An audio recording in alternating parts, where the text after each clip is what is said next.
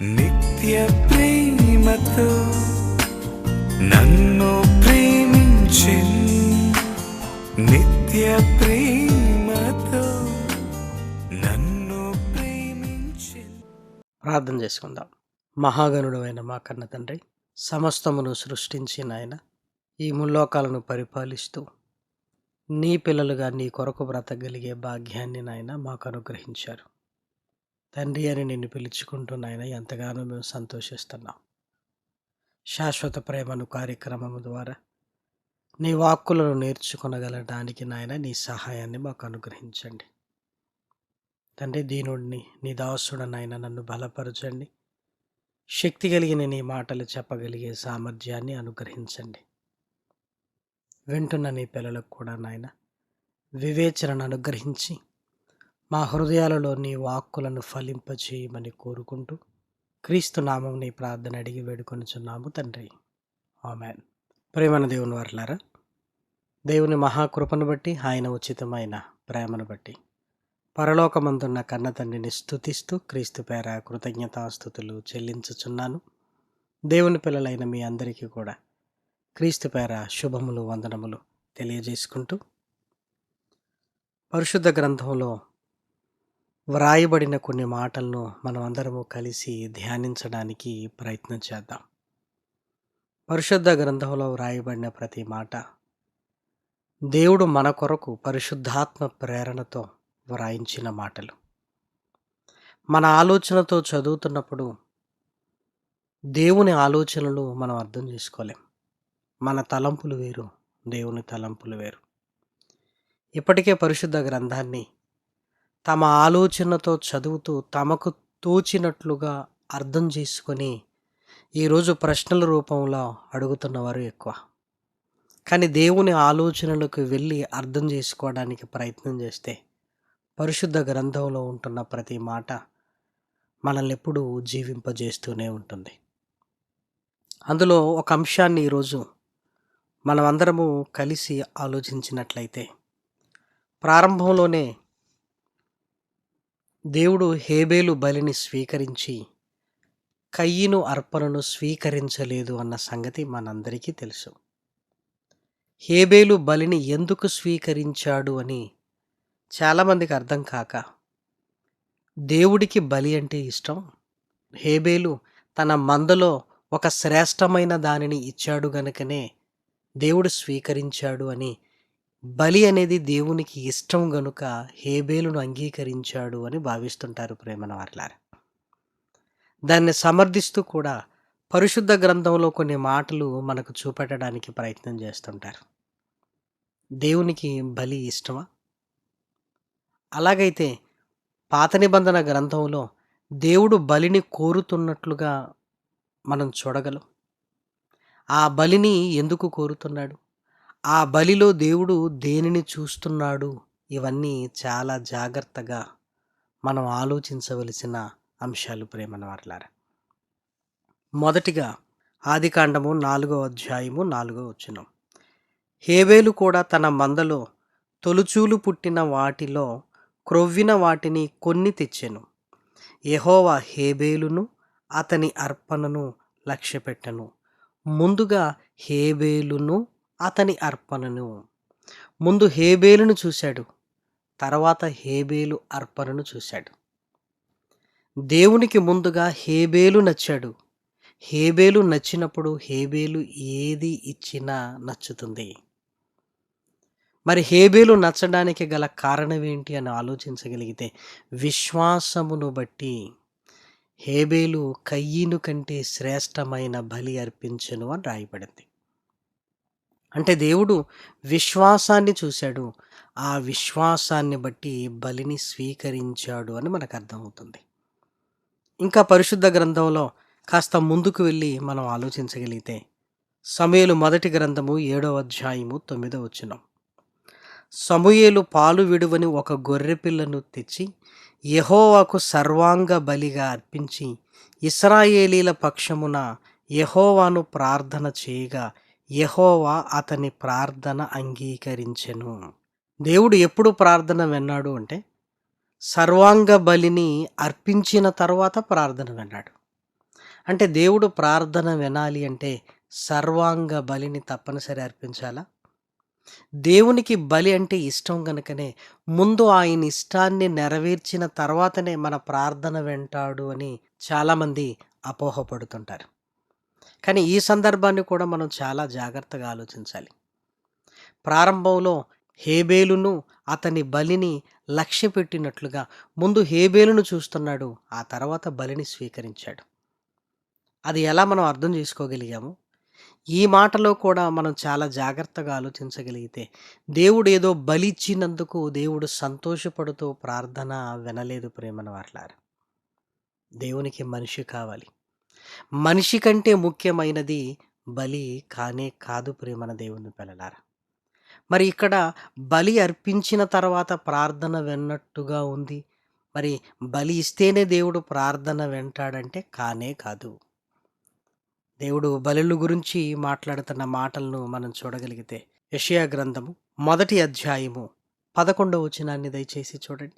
యెహోవా సెలవిచ్చిన మాట ఇదే, విస్తారమైన మీ బలులు నాకేలా, దహన బలులగు పొట్టేళ్లును బాగుగా మేపిన దూడల క్రొవ్వును నాకు వెక్కసమాయెను. కోడెల రక్తమందైనను గొర్రెపిల్ల రక్తమందైనను మేకపోతుల రక్తమందైనను నాకిష్టము లేదు. దేవుడు స్పష్టంగా చెబుతున్నాడు, నాకిష్టము లేదు అని. మనమేమనుకుంటున్నాం? దేవునికి బలి అంటే ఇష్టం, అందుకే సమూయేలు గారు బలి అర్పించిన తర్వాతనే దేవుడు ప్రార్థన విన్నాడు, అందుకే హేబేలు బలిని అంగీకరించాడు అని మన ఇష్టాలను దేవునిపై రుద్దడానికి మనం ప్రయత్నం చేస్తున్నాం. మనుషులుగా మనకు ఆహార పదార్థాలలో ఇష్టం, నాన్ వెజ్ అంటే ఇష్టం. అలాగే దేవుడికి కూడా ఇలాంటి ఇష్టాలు ఉంటాయేమో అని మనం ఆలోచిస్తున్నాం. అంటే దేవుణ్ణి మానవ జ్ఞానంలో పెట్టి ఆలోచించడానికి ప్రయత్నం చేస్తున్నాం. మన తలంపులు వేరు, దేవుని తలంపులు వేరు ప్రేమన వారలారా. దేవుడు చాలా స్పష్టంగా చెబుతున్నాడు, ఇదిగో యెహోవా సెలవిచ్చిన మాట ఇదే, విస్తారమైన మీ బలులు నాకేలా. మరి నాకేం కావాలని ఆయన చెబుతున్నాడో మీరు చూడగలిగితే ప్రియమైన దేవుని పిల్లలారా. 12, నా సన్నిధిని కనబడవలనని మీరు వచ్చుచున్నారే. అంటే ఏదో వచ్చిపోవాలనుకుంటున్నారు, కానీ నా మీద మీకు శ్రద్ధ లేదు. మీరు మీ పాపములను మానుకోవటం లేదు. క్రింది వచనాలలో ఆ మాట వ్రాయబడింది ప్రియమైన వారలారా. దయచేసి చూడండి. 16, మిమ్మును కడుగుకొనుడి, శుద్ధి చేసుకొనుడి, మీ దుష్క్రియలు నాకు కనబడకుండా వాటిని తొలగింపుడి. మీరు దుష్క్రియలలో ఉంటూ నాకు బలులర్పిస్తున్నప్పుడు ఆ బలులను నేను ఎలా స్వీకరించగలను అంటున్నాడు ప్రేమన వారలారా. అలాగైతే దేవుడే బలి అర్పించమన్నాడు కదా, ఆ బలిని ఎందుకు అర్పించమన్నాడు? ఆ బలి ద్వారా దేవుడు ఏం చూస్తున్నాడు? మనం ఎందుకు బలులు ఇవ్వాల్సి వస్తుంది అని ఒకనాడు ఇశ్రాయేలీలు ఆలోచించారు. పరిశుద్ధ గ్రంథంలోనికి వెళ్ళి చూడగలిగితే లేవియాకాండము 1వ అధ్యాయము 5వ వచనాన్ని దయచేసి చూడండి. అతడు యెహోవా సన్నిధిని ఆ కోడె దూడను వధించిన తరువాత యాజకులైన అహరోను కుమారులు దాని రక్తమును తెచ్చి ప్రత్యక్షపు గుడారము ఎదుటనున్న బలిపీఠము చుట్టూ రక్తమును ప్రోక్షింపవలెను. అప్పుడతడు దహనబలి రూపమైన ఆ పశు చర్మమును ఒలిచి దాని అవయవములను విడదీసిన తరువాత యాజకుడైన అహరోను కుమారులు బలిపీఠం మీద అగ్ని ఉంచి ఆ అగ్ని మీద కట్టెలను చక్కగా పేర్చవలెను. అప్పుడు యాజకులైన అహరోను కుమారులు ఆ అవయవములను, తలను, క్రొవ్వును బలిపీఠము మీదనున్న అగ్నిమీది కట్టెలను చక్కగా పేర్చవలెను. దాని ఆంత్రములను, కాళ్ళను నీళ్లతో కడుగవలెను. అది యెహోవాకు ఇంపైన సువాసన గల దహన బలి అగునట్లు యాజకుడు దానినంతయు బలిపీఠము మీద దహింపవలెను. దేవుడు బలిని ఎలా అర్పించాలో లేవీలకు తెలియజేస్తున్నాడు. తన పని చేసే యాజకులకు ప్రేమన వారలారా. వారెవరో కాదు, లేవీలు. ఒకరు బలి అర్పించడానికి వచ్చినప్పుడు ముందుగా ఏం చేయాలి? దానిని ఇదిగో వధించాలి. దాని రక్తమును ఆ బలిపీఠము చుట్టూ ప్రోక్షించాలి. అంతేకాదు, దాని చర్మమును వదిలించిన తరువాత దాని ఆంత్రములను, దాని క్రొవ్వును, దాని తలను, కాళ్ళను వేరు చేయాలి. శుభ్రముగా అవయవాలను కడగాలి. ఆ తర్వాత ఇదిగో దహించి వేయాలి కట్టెల మీద ప్రియమైన వారలారా. ఇదే విషయం మరలా అక్కడ వ్రాయబడింది ప్రియమైన వారలారా. దాని అవయములను విడదీయాలి. చూడండి, లేవియ కాండము 1వ అధ్యాయము 10వ వచనం. దహన బలిగా అతడు అర్పించినది గొర్రెల యొక్క గాని మేకల యొక్క గాని మందలోనిదైన ఎడల అతడు నిర్దోషమైన మగదానిని తీసుకుని వచ్చి బలిపీఠపు ఉత్తర దిక్కున యెహోవా సన్నిధిని దానిని వధింపవలెను. యాజకులకు అహరోను కుమారులు బలిపీఠము చుట్టూ దాని రక్తమును ప్రోక్షింపవలెను. దాని అవయవములను, దాని తలను, క్రొవ్వును విడదీసిన తరువాత యాజకుడు బలిపీఠము మీదనున్న అగ్ని మీద కట్టెలపైన చక్కగా పేర్చవలెను. దాని ఆంత్రములను, కాళ్ళను నీళ్లతో కడగవలెను. అప్పుడు యాజకుడు దానినంతయు తెచ్చి బలిపీఠం మీద దాన్ని దహింపవలెను. క్రొవ్వును తీయాలి, అవయవాలను శుభ్రంగా కడగాలి, రక్తాన్ని ప్రోక్షించాలి. ఇవన్నీ పద్ధతులు ప్రియమైన వారలారా. ఇశ్రాయేలీలు ఈ బలిని అర్పించేటప్పుడు, ఈ సర్వాంగ బలి, అన్ని అవయవాలను బలి ఇచ్చేటప్పుడు దేవుడు దానిని స్వీకరిస్తున్నట్లుగా, అంగీకరిస్తున్నట్లుగా మనం చూడగలం. కానీ ఈ బలి లోపల ఉన్నదేంటో తెలుసా? కనబడుతున్నది పశువు. ఇదిగో ఆ పశువు రక్తము ప్రోక్షింపబడుతుంది, దాని అవయవములను విడదీయబడుతుంది, అది దహింపబడుతుంది. ఇది కనబడుతున్నది. కానీ దేవుడు గమనిస్తున్నది ఏంటో తెలుసా ప్రియమైన వారలారా? ఇశ్రాయేలులు తప్పు చేసినప్పుడు, మరలా దేవుని దగ్గరికి వచ్చినప్పుడు, ఇదిగో ఈ అమాయక పశువు ఎలా సర్వాంగ బలిగా నీకు అర్పింపబడుతుందో, మేము కూడా ఇలా సజీవ యాగముగా మేము కూడా నీ కొరకు అర్పింపబడతాం దీనిలాగా అని వీరు బ్రతకబోయే బ్రతుకుకు అది సూచనగా ఉన్నది. వీరు బ్రతుకుతామని ఈ పశువు ద్వారా తెలియజేస్తున్నారు అని అర్థం చేసుకోవాలి ప్రియమైన వారలారా. చాలా సందర్భాలలో మనం కూడా ఎదుటివారితో మాట్లాడుతున్నప్పుడు చేతులు పట్టుకుని ఇవి చేతులు కాదురా అంటాం. అంటే అర్థం చేసుకో, ఇక నేను నీ కాళ్ళు పట్టుకున్నాను అని అర్థం చేసుకోనగానే తగ్గిపోతాం ప్రియమైన వారలారా. ఇశ్రాయేలీలు కూడా పశ్చాత్తాపము కలిగిన వారై ఒక పశువును సర్వాంగ బలిగా దేవునికి అర్పిస్తున్నప్పుడు, ఇదిగో ఈ అమాయకమైన పశువు ఎలా సర్వాంగ బలిగా నీకు అర్పింపబడుతుందో, ఇదిగో నేను మారాను. నేను కూడా నా ప్రతి అవయవాన్ని ఇక నీ కొరకు వాడుతాను. ఎలాగంటే ఈ పశువులా అని దేవుని దగ్గర మనం ఒక ఒప్పందాన్ని చేసుకుంటున్నాం. దేవుడు కూడా స్వీకరిస్తున్నాడు. దేనిని? ఏదో నువ్వు బలిచ్చిన దానిని స్వీకరించటం కాదు ప్రియమైన వారలారా. ఇదిగో ఈ అమాయకమైన పశువుల నా పిల్లలు కూడా నా కొరకు బలవుతారు, నా కొరకు బ్రతుకుతారు అన్నది దేవుడికి నచ్చుతుంది. వెంటనే యాక్సెప్ట్ చేస్తున్నాడు, అంగీకరిస్తున్నాడు. ఇప్పుడు దయచేసి మీరు ఆలోచించండి, దేవుడు సర్వాంగ బలిలో పశువును చూస్తున్నాడా, లేదంటే ఆ పశువు స్థానంలో నువ్వు బ్రతుకుతావన్నది దేవుడు చూస్తున్నాడా? దేవునికి ఏది ముఖ్యం? ఆలోచించండి ప్రియమైన వారలారా. మనమేమో దేవుడు బలి కోరుతున్నాడు అని మనం అనుకుంటున్నాం. కానీ దేవుడు ఏమంటున్నాడంటే, నాయనా నువ్వు బలి ఇస్తున్నప్పుడు నువ్వు ఇలా బ్రతుకుతావన్నది నాకు అర్థమయ్యి నేను సంతోషిస్తూ దాన్ని యాక్సెప్ట్ చేస్తున్నాను. అందులో నేను నిన్ను చూస్తున్నాను అని దేవుడు అంటున్నాడు ప్రేమన దేవుని పిల్లలారా. కానీ ఇశ్రాయేలీయులు ఏం చేశారు? పశ్చాత్తాపముతో ఇవ్వవలసిన బలులను ఇదిగో ఆచారంగా ఇవ్వటం మొదలుపెట్టేశారు. అందుకే విస్తారమైన మీ బలులు నాకేలా, నాకు అవసరం లేదు, నాకు మీరు కావాలి, నాకు మీరు కావాలి. మీరేమో బలిచ్చి వెళ్ళిపోతున్నారు, నాకు బలి అవసరమని మీరు అనుకుంటున్నారు. కానీ ఆ బలిలో నేను మీ బ్రతుకును చూస్తున్నాను. మీరు నా కొరకు బ్రతకకుండా ఎన్ని బలులు నాకు ఇచ్చినా నాకు అవసరమే లేదు అంటున్నాడు ప్రేమన దేవుని పిల్లలారా. నిజంగా కళ్ళ ముందు కనబడుతున్న దాని వెనుక దేవుని బలమైన ఉద్దేశాన్ని దయచేసి చూడండి. మనం కూడా పిల్లల్ని అప్పుడప్పుడు అడుగుతాం, నాకు కొంచెం పెట్టవా అని. వాళ్ళు పెడుతున్న దానిని మనం చూడం, అసలు ఈ నాకు పెడుతుందంటే ఎంత ప్రేమ అని ఎలా అర్థం చేసుకుంటాం మనం? అలాగే దేవుడు ఏదో మనం బలులు ఇస్తుండగానే ఆ బలిని బట్టి సంతోషపడట్లేదు. ఇదిగో ఈ బలిని చూస్తూ నా పిల్లలు కూడా ఇలా బ్రతుకుతారని నాకు తెలియజేస్తున్నారు. ఒక ఒప్పందాన్ని నాతో చేస్తున్నారు గనుక నా పిల్లలు నా కొరకు ఇంత గొప్పగా బ్రతుకుతానంటే నేనందుకు అంగీకరించకూడదు అని బలిని అంగీకరిస్తున్నాడు ప్రేమన దేవుని పిల్లలారా. దయచేసి చూడండి. మత్తయి సువార్త 5వ అధ్యాయము 23వ వచనం.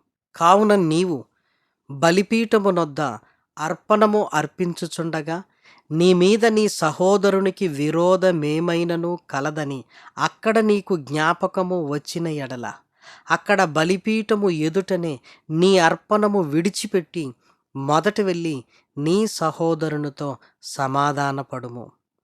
అటు తర్వాత వచ్చి నీ అర్పణము అర్పింపుము. మహనీయుడైన యేసుక్రీస్తు దేవుడు కోరుకుంటున్న దాన్ని మనకు చక్కగా అర్థమయ్యే విధంగా చెబుతున్నాడు.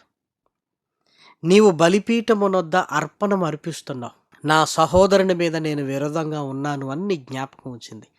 వెంటనే బలిచ్చి నువ్వు వెళ్ళిపో అన్నాడా? ఒకవేళ దేవుడు బలే కావాలనుకుంటే నాకు ముందు ఇవ్వు, తర్వాత నీ సంగతి చూసుకునేవాడు. కానీ ఏమంటున్నాడో తెలుసా? నీ అర్పణం పక్కకు పెట్టు. నువ్వు వెళ్ళి నీ సహోదరునితో సమాధాన పడుము. ఆ తర్వాత వచ్చి ఇదిగో సమాధాన పడిన తర్వాత నాకు బలి అర్పించుము అన్నాడు ప్రేమన వారలారా. అంటే దేవునికి మనం బ్రతకటం ముఖ్యమా, మనం బలి ఇవ్వటం ముఖ్యమా? ఆలోచించండి. మనం బ్రతకటం ముఖ్యం ప్రేమన వారలారా, మనం బలి ఇవ్వటం కాదు ప్రేమన వారలారా. ఒకనాడు ఇశ్రాయేలీలు బ్రతకటాన్ని మర్చిపోయి బలి ఎలా అర్పించారో ఈరోజు కూడా మనము కూడా దేవుని కొరకు బ్రతకడాన్ని మర్చిపోతున్నాం. ఏదో కానుకల రూపంలో కొంత ఇస్తున్నాం కదా, ఇక దేవుడు సంతోషపడతాడు అని మనం అనుకుంటున్నాం ప్రేమన వారలారా. వారికి మనకు ఏం తేడా ఉంది చెప్పండి? దేవునికి మన డబ్బు కావాలా? ఆలోచించండి. దేవునికి ఏం తక్కువ? సర్వము ఆయన కలిగించిందే కదా. మరి మనమిచ్చే దానిని బట్టి దేవుడు సంతోషపడుతున్నాడు అనుకుంటే అది పొరపాటు. దేవుడికి కావలసింది ఏంటంటే నువ్వు ఆయన కొరకు బ్రతకాలి. మనము ఆయన కొరకు బ్రతకాలి అని ఆయన ఆరాటపడుతున్నాడు ప్రేమన వారలారా. ఒకనాడు జంతువు బలిని కూడా ఆచారంగా చేసుకుంటున్నప్పుడు ఇక ఈ బలి వల్ల నా పిల్లలు బలిచ్చి వెళ్ళిపోతున్నారు అని మన కళ్ళ ముందు ఎవరి బలిని తీసుకొని వచ్చాడో తెలుసా? మహనీయుడైన యేసుక్రీస్తు బలిని తీసుకొని వచ్చాడు. మన అందరి కొరకు బలయ్యాడు. ఒక సర్వాంగ బలిలో ఎలా జరిగిందో యేసుక్రీస్తు విషయంలో అలా జరిగింది. తల మీద ముళ్ళ కిరీటం పెట్టబడింది, కాలు చేతులలో శీలలు వేయబడింది, కొరడాలతో దెబ్బలు తిన్నాడు, ప్రక్కలో బల్లెపు పోటుతో పొడిచారు. ఆయన రక్తము ఇదిగో శిలువ చుట్టూ చిందింపబడింది ప్రేమన దేవుని పిల్లలారా. ప్రతి అవయవము ఆయన కొరకు గాయపరచబడింది అని మనందరికీ తెలుసు. యేసుక్రీస్తు శరీరము శిలువలో ఒక అమాయక పక్షిని చూసి లేదంటే జంతువును చూసి నా కొరకు ఇది బలైపోతుంది, నేను బ్రతకాలి దేవుని కొరకు అని ప్రారంభపు జ్ఞాపకాలను అవి పోగొట్టుకున్న ఇశ్రాయేలీలు తర్వాత అలవాటుగా మార్చుకున్నారు. ప్రారంభంలో మాత్రం నా కొరకు ఇది చనిపోతుంది కదా, అమ్మో నేను మారాలి, దేవుని కొరకు బ్రతకాలి అన్న ఆలోచనతో ఉన్నవారు తర్వాత కాలాలలో వదిలేశారు. మరి మనం ఒక పశువే ఇన్ని ఆలోచనలు కలిగిస్తుంటే మన కళ్ళ ముందు యేసుక్రీస్తు శిలువ మరణం కనపడుతుంది. ఆ శిలువ మరణాన్ని మనం జ్ఞాపకం చేసుకుంటున్నాం. యేసుక్రీస్తు ద్వారా తండ్రిని వేడుకుంటున్నామంటే తండ్రి ఇదిగో నా పిల్లలు యేసుక్రీస్తులా బ్రతుకుతారు అని నాతో ఒప్పందం చేసుకుంటున్నారు అని మన ప్రార్థనలు వింటున్నాడు. మన వైపు ఆయన తిరుగుతున్నాడు ప్రేమన వారలారా. అందుకే సజీవ యాగముగా మనం ఆయన కొరకు బ్రతకవలసిన వారం ప్రేమన వారలారా. రోమీలకు రాసిన పత్రిక 12వ అధ్యాయం 1వ వచనాన్ని దయచేసి చూడండి. కాబట్టి సహోదరులారా, పరిశుద్ధమును దేవునికి అనుకూలమునైన సజీవ యాగముగా మీ శరీరములను ఆయనకు సమర్పించుకొనుడని దేవుని వాత్సల్యమును బట్టి మిమ్మును బతిమాలు కొనుచున్నాను. ఇట్టి సేవ మీకు యుక్తమైనది. యేసుక్రీస్తు శిలువలో ఇదిగో ఆయన శరీరాన్ని తండ్రికి ఎలా అప్పగించాడో, ఆ శిలువ మరణాన్ని జ్ఞాపకం చేసుకుంటూ మనం తండ్రి దగ్గరికి వెళుతున్నప్పుడు, ఇదిగో నా పిల్లలు కూడా యేసుక్రీస్తులానే నా కొరకు బ్రతుకుతారని మన ప్రార్థనను ఆయన అంగీకరిస్తున్నాడు ప్రియమైన వారలారా. తండ్రిని వేడుకుంటూ మన ఇష్టానుసారంగా మనం బ్రతికితే మన ప్రార్థనకు ఫలం ఉండదు ప్రియమైన దేవుని పిల్లలారా. ఒకనాడు పశువే మనుషుల హృదయాలను కరిగించినప్పుడు శిలువ మరణము మనల్ని కరిగించటం లేదా? ఆయన సజీవ యాగముగా తండ్రి కొరకు అర్పించబడ్డాడు సర్వాంగ బలిలా. మనల్ని కూడా సజీవ యాగముగా ఆయన కోరుతున్నాడు. మన తలతో ఆయన తలంపులు, మన చేతులతో ఆయన పనులు, మన పాదములతో ఆయన కొరకు నడవడిక, నడతలు, ఇదిగో సజీవ యాగముగా ఆయన కొరకు మనం సమర్పించుకోవాలి ప్రేమన వారిలారా. నేను ఏదో ఇస్తున్నాను అని నువ్వు దూరం అయితే ఎలా? దేవునికి నువ్వు కావాలి, నీ ప్రేమ కావాలి, నువ్వు ఆయన కొరకు బ్రతకటం కావాలి. బ్రతకటం అనే ముఖ్యమైన దాన్ని పక్కన పెట్టి నేను దేవునికి ఇది ఇచ్చాను అది ఇచ్చాను అని మాట్లాడుకోవటం వల్ల ప్రయోజనం లేదు. దేవునికి అప్పుడు ఇప్పుడు తన పిల్లలమైన మనమే కావాలి. ఎలా కావాలి? సజీవ యాగముగా కావాలి ప్రేమన వారలారా. చనిపోయిన తర్వాత దేవాలయం దగ్గరికి తీసుకొచ్చి శ్మశానానికి తీసుకుని వెళతారు. చనిపోయిన శవాన్ని దేవుని దగ్గరికి తీసుకుని వస్తే ప్రయోజనం ఏంటి? ఆయన కోరుకుంటున్నది చనిపోయిన తర్వాత కాదు, సజీవ యాగముగా కావాలి అనుకుంటున్నాడు ప్రేమన వారలారా. నీ శరీరముతో ఆయన పనులు చేస్తున్నావా? నీ శరీరము ఆయన కొరకు వాడుతున్నావా? సువార్త కొరకు వాడుతున్నావా? ఆయన నిమిత్తము ఈ శరీరాన్ని వాడుతున్నావా? నీ కళ్ళతో వాక్యాన్ని చదువుతున్నావా? నీ నోటితో ప్రార్థన చేస్తున్నావా? నీ శరీరాన్ని దేవుని పనులలో నలగకొడుతున్నావా? సజీవ యాగముగా ఆయనకు కావాలి ప్రేమన దేవుని పిల్లలారా. ఆయనకు బలి కాదు, నువ్వు నేను కావాలి. యేసుక్రీస్తు బలిని మనకు చూపిస్తున్నాడు. ఎందుకో తెలుసా? ఇదిగో ఇలా నా కొరకు నువ్వు కావాలి అని, ఇలా నా కొరకు కావాలి అని.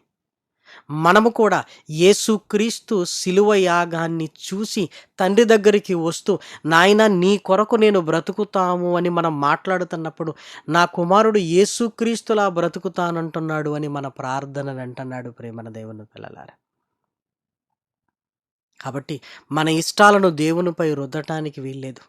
దేవుడు ఆ రోజు బలిని కోరుకుంటున్నది పశువులు ఇష్టమై కాదు.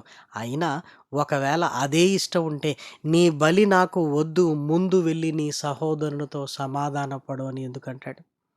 అయినా బలి మనం ఇస్తున్నాం అనుకుంటున్నాం, కానీ ప్రకృతిలో ఉన్నదంతా దేవునిది కాదా? ఇక మనమిచ్చేదే ఉంది ప్రేమన వారలారా.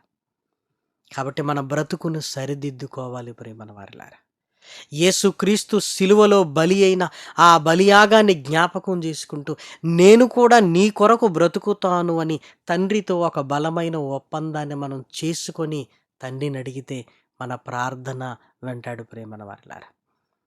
మన హృదయము దూరముగా పెట్టుకొని మన పెదవులతో ఎన్ని అడిగినా ప్రయోజనము లేనే లేదు. మన పాపములు మనలో ఉంచుకొని మనం ఎంతగా అరిచినా ప్రయోజనం లేదు. మన హృదయము ఆయన వైపు తిరగాలి. నేను నీ కొరకు బ్రతుకుతాను అని తండ్రితో ఒక నిబంధన చేసుకోవాలి. ఇదిగో యేసుక్రీస్తు బలిని జ్ఞాపకం చేసుకుంటూ, నేను కూడా నీ కొరకు బ్రతుకుతానయ్యా అన్నప్పుడు వెంటనే మన ప్రార్థన అంగీకరిస్తాడు, ఫలాలను మనకు అనుగ్రహిస్తాడు ప్రేమన వారలారా. కాబట్టి పరిశుద్ధ గ్రంథంలో వ్రాయబడిన ఈ చక్కటి సందర్భాలను అర్థం చేసుకుంటూ, దేవుని కొరకు సజీవ యాగముగా నేను నీవు మనమందరము బ్రతకవలసిన వారమని దేవుని మాటలను బట్టి మిమ్మల్ని ప్రాధేయపడుతూ నన్ను నేను హెచ్చరించుకుంటూ ఈ మాటలు నేను ముగిస్తున్నాను. ప్రార్థన చేసుకుందాం. మహాగణుడవైన మా కన్న తండ్రి, పరిశుద్ధుడా, ఉన్నతుడా, విన్న మాటలను ఆయన దుష్టుడు ఎత్తుకొని పోనివ్వకుండా భద్రపరుచుకుని నీ కొరకు ఫలించగలిగే భాగ్యాన్ని మాకు అనుగ్రహించండి. శాశ్వత ప్రేమ అనే కార్యక్రమం ద్వారా మీరు మా కొరకు చేస్తున్న సహాయము చాలా గొప్పది నాయన. తండ్రి, దీని కొరకు సహాయ సహకారాలు అందిస్తున్న నీ పిల్లల్ని బలపరచండి. కష్టాలలోనూ కన్నీళ్లలోనూ తండ్రి నీ పిల్లలకు తోడుగా ఉండండి. ప్రార్థనా సహాయాన్ని కోరిన నీ పిల్లల్ని జ్ఞాపకం చేసుకోండి. తండ్రి, శోధన కాలములో నాయన సహనాన్ని అనుగ్రహించండి.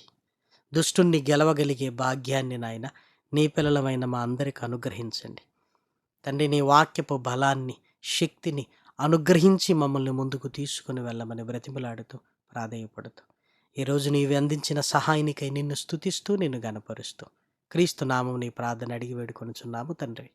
ఆమేన్. పరమ తండ్రి అయిన దేవుని ప్రేమయు, కుమారుడైన యేసు క్రీస్తు కృపయు, పరిశుద్ధాత్మ యొక్క అన్యోన్యమైన సహవాసము ఇప్పుడును ఎల్లప్పుడూ సదాకాలము మనందరికీ తోడయుండునుగాక. ఆమేన్. ప్రేమకు సాటి వేరెవ్వరు, నీ ప్రేమకు సాటి వేరెవ్వరు, ప్రేమకు సాటి వేరెవ్వరు, నీ ప్రేమకు సాటి వేరెవ్వరు. ప్రేమా స్వరూపి నా యేసయ్యా, స్వార్థం లేనిది ప్రేమ, అన్నీ ఓర్చును ప్రేమ, గంగం లేనిది ప్రేమ, అపకారమునే మరచును ప్రేమ, ఉప్పొంగని గుణమే ప్రేమ, కోపం నిలుపదు ప్రేమ, అన్నీ తాడును ప్రేమ, మత్సరమే పడనిది ప్రేమ, దయనే చూపును ప్రేమ, గరికే చేచును ప్రేమ, సహనం చూపును ప్రేమ, నిరీక్షణతో నిలుచును